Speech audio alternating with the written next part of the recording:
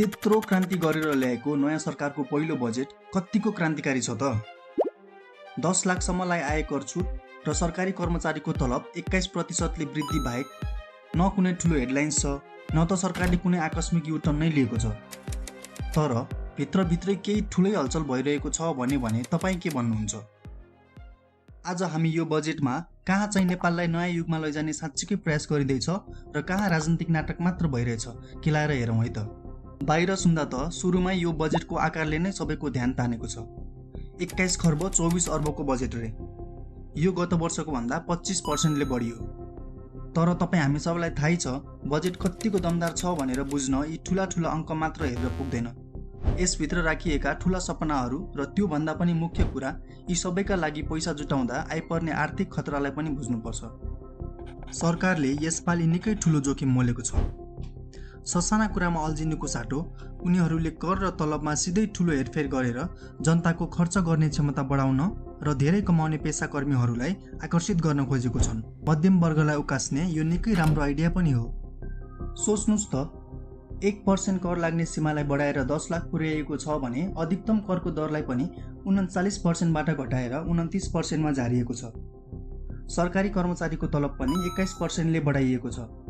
यसको उद्देश्य त प्रष्टै छ कि सरकार बजारमा तुरन्तै पैसाको चलपल बढाउन चाहन्छ। यो बजेटमा सरकारले ईभीको ट्याक्स सिस्टमलाई पनि पुरै परिवर्तन गरिदिएको छ। पहिले मोटर पावर वा किलोवाटको आधारमा ट्याक्स लाग्थ्यो, तर अहिले ट्याक्स सिस्टम गाडीको मूल्यमा आधारित अथवा भ्यालु बेस्ड बनाइएको छ। सर्वसाधारण र मध्यम वर्गका लागि सस्तो ईभीको पहुँच बढाउने र महँगा गाडी आयात गर्ने माथि भारी ट्याक्स लगाउने। इन्भाइरोमेन्टल फ्रेन्डली यातायातमा जाँदै गर्दा सरकारको राजस्व पनि नगुमोस् भनेर यो इन्भाइरोमेन्ट र इकोनोमी दुवैलाई सन्तुलनमा राख्ने राम्रो नीति हो। नेपाल टेलिकमको सेयर बिक्री र निजीकरण।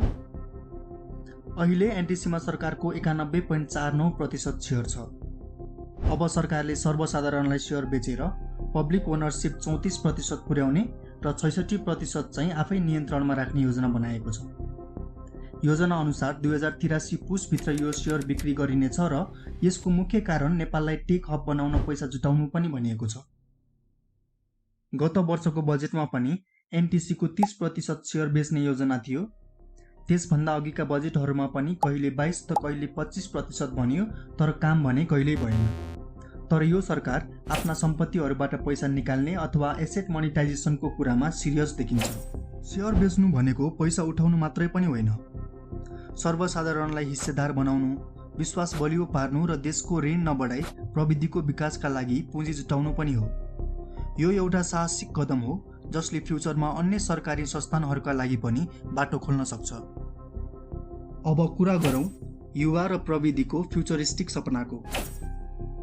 बिना धितो स्टार्टअप ऋण जम्मा 3% ब्याज दरमा दिने, नेपालकै पहिलो आफ्नै एआई कम्प्युट सेन्टर बनाउने र डिजिटल भुक्तानीलाई बढुवा दिन डिजिटल माध्यमबाट पैसा तिर्दा 10% भ्याट फिर्ता दिने आकर्षक अफर समेत छ। यो सबै हेर्दा नेपाललाई जगैदेखि एउटा आधुनिक र डिजिटल अर्थतन्त्र बनाउने सोच देखिन्छ। यसलाई अङ्कमा हेर्ने हो भने स्टार्टअप लोनका लागि मात्रै 86 करोड रुपैयाँ छुट्याइएको छ अनि 10,000 भन्दा बढी युवा उद्यमीहरू अहिले नै लाइनमा बसिसकेका छन्। अझ इन्ट्रेस्टिङ कुरा चाहिँ लोनका प्रस्तावहरू जाँच्न आर्टिफिसियल इन्टेलिजेन्स अथवा एआई को प्रयोग गरिनेछ अरे, जसको एक्युरेसी 80% हुने दाबी गरिएको छ। तर पैसा कहाँबाट आउँछ? 21 खर्ब 24 अर्बको बजेट सुन्दा त कस्तो गजब लाग्छ हैन? नयाँ सरकारले ठुलै छलाङ मारे जस्तो। तर यहाँनिर हामीले अलिकति ब्रेक लगाएर एउटा गम्भीर प्रश्न सोध्नै पर्छ। सरकारले यो भविष्यको सपनाका लागि पैसा कहाँबाट ल्याउँदैछ? बजेटको भित्री पाटो केलाउने हो भने यो पुरै ऋणको भरमा टिकेको देखिन्छ। वैदेशिक ऋण 11.6% छ भने आन्तरिक ऋण त झन् 19.3% पुगेको छ। ठिक सुन्नुभयो, यो सुन्दर बजेटको झन्डै 1/3 अथवा 31% हिस्सा त ऋणकै भरमा चलाउने योजना छ। यो सबै जोखिम एउटै कुरामा टिकेको छ। 1404 अर्ब आन्तरिक राजस्व उठाउने ठुलो लक्ष्य र सरकारले कर घटाएपछि आर्थिक गतिविधि बढ्छ र जादुमय तरिकाले धेरै पैसा उठ्छ भनेर आशमा दाउ थापेको जस्तो देखिन्छ। तर यदि यो अनुमान फेल भयो भने र यो लक्ष्य 5-10% मात्रैले पनि पुगेन भने हाम्रो सबै सपनाहरू तासको महल भत्किए जस्तै भत्किनेछन्। सुरुमा बजेट घाटा वात्तै बढ्छ, पैसाको अभाव भएपछि कर्मचारीको तलब त रोकिँदैन, तर सबैभन्दा पहिले ती अघि भनिएका आकर्षक बाचाहरू नै रोक्का हुन्छन्। त्यो एआई सेन्टर, स्टार्टअपका लागि राखिएका 86 करोड र आधुनिक नेपालको सपनाहरू क्षणभरमै भत्ताभुङ्ग हुन सक्छन्।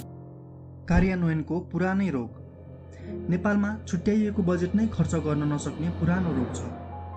सरकारी झमेला र कागजी प्रक्रियाले गर्दा सबै काम अल्झिएर बस्छन्। अनि हामी सबैलाई थाहा छ, बिना कार्यान्वयनको योजना गफ मात्रै हो। हेर्दा त 2083-84 को बजेट साँच्चै नै आँटिलो देखिएको छ।